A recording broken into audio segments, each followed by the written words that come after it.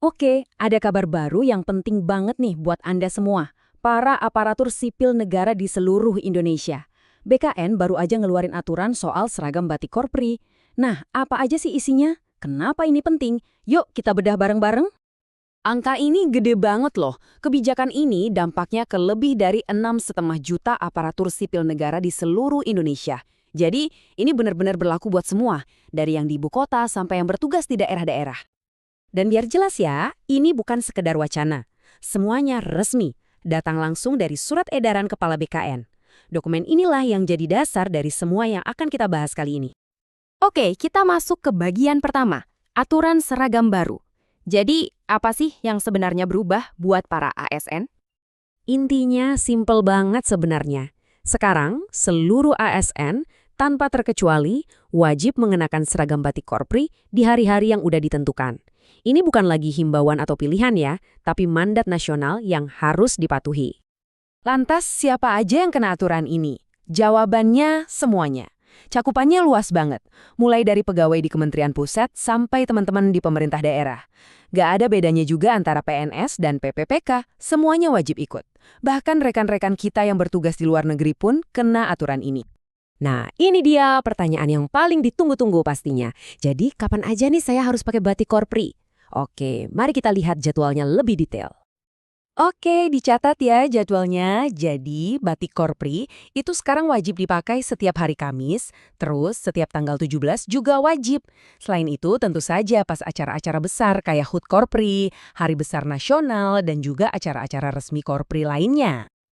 Eits, ada lagi nih detail penting. Setiap kali ada upacara bendera resmi, ya seragam batik Korpri inilah yang jadi pakaian standarnya. Kecuali kalau ada instruksi khusus dari pejabat yang berwenang untuk pakai baju lain. Nah, yang menarik, aturan ini ternyata nggak kaku-kaku amat. Pimpinan instansi masing-masing itu dikasih wewenang untuk nambah hari wajib pakai batik Korpri kalau dirasa perlu dan sesuai dengan kebutuhan di lingkungan kerjanya. Oke, sekarang kita geser sedikit ya. Dari yang tadi yang ngebahas apa dan kapan, sekarang kita coba jawab pertanyaan yang lebih dalam. Kenapa sih? Sebenarnya apa sih visi besar di balik kebijakan ini? Kalau kita lihat langsung ke surat edarannya, jawabannya jelas banget. Tujuannya adalah untuk membangun kekompakan, soliditas, dan yang paling penting, jiwa korsa. Nah, ini nih kata kuncinya. Jadi, apa sih jiwa Korsa itu? Ini bukan cuma soal kompak biasa ya. Jiwa Korsa itu semangat korps yang lebih dalam. Ada rasa memiliki, solidaritas yang kuat, dan kesadaran akan tujuan bersama sebagai abdi negara. Seragam ini dianggap jadi salah satu cara buat menumbuhkan semangat itu. Oke, jadi kalau kita rangkum, ada 3 tujuan besar pemerintah di balik semua ini. 1, untuk memperkuat identitas dan rasa persatuan sesama ASN. 2, untuk membangun semangat melayani masyarakat. Dan 3, untuk memperkokoh persatuan nasional. Ini juga jujur aja soal citra kan. Dengan penampilan yang seragam, harapannya budaya kerja di internal jadi lebih kuat. Di saat yang sama, di mata publik, citra pemerintah jadi kelihatan lebih solid dan profesional. Jadi ada manfaat ke dalam dan keluar. Di dalam surat edaran itu ada satu frasa yang kuat banget, perekat NKRI. Ini gambaran peran ASN yang vital banget, jadi kebijakan seragam ini bisa dibilang jadi simbol untuk menegaskan kembali kalau ASN itu adalah elemen yang menyatukan bangsa dalam bingkai NKRI. Oke, bagian terakhir. Tentu aja, kebijakan sebesar ini nggak mungkin ujuk-ujuk muncul kan? Pasti ada landasan hukumnya. Mari kita lihat fondasinya. Ternyata surat edaran ini berdiri di atas 4 pilar hukum yang kuat banget.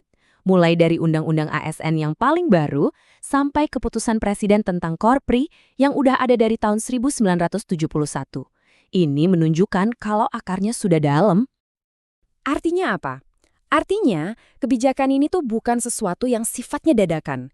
Ini adalah bagian dari sebuah perjalanan panjang untuk terus memperkuat identitas dan jati diri Korps ASN di Indonesia. Dan ada satu kutipan penutup di surat edaran itu yang menurut saya benar-benar merangkum semuanya. Ini semua tentang menumbuhkan rasa bangga. Bangga sama identitas, bangga sama jiwa korsa, dan bangga menjadi bagian dari keluarga besar ASN lewat simbol seragam batik Korpri. Pada akhirnya, semua ini meninggalkan kita dengan satu pertanyaan besar yang menarik buat direnungkan, ya nggak sih?